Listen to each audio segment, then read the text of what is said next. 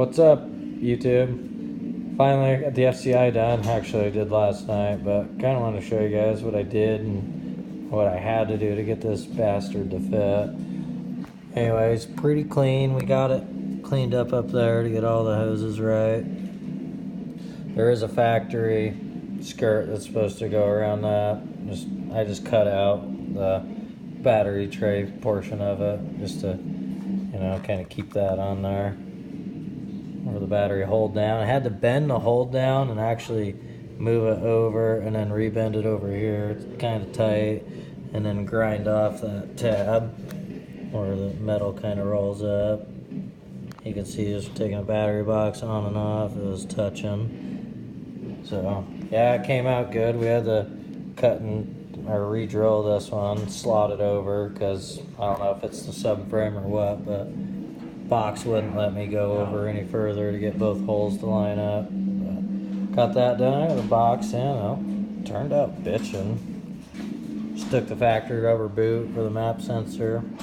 Kind of cut it up, wrapped a zip tie around it. There's another zip tie around the bottom, keeping the slack in the wires so they're not pulling on the connection. So, yeah, it turned out really well. Hopefully, I can't see from there, but should be able to notice a little difference. You can definitely hear it sucking.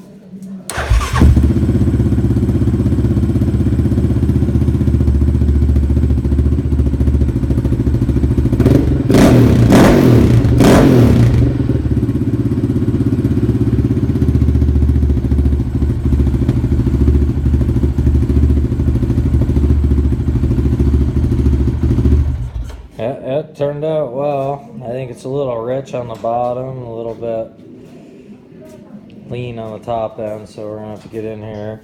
Got an old ass Dynojet tuner on it that I bought in 2009. So it's definitely outdated, but it's still controlling the feel it works. Got a decent map in there. So we'll yeah, try and fix that up and get her tuned just right, ride it, plug check it, since nobody has a dyno. Anyways, that's it. Boom, 450's getting overhead until we get parts. So anyways, cool, thanks for checking it out. FCI, highly recommended by me. Goodbye.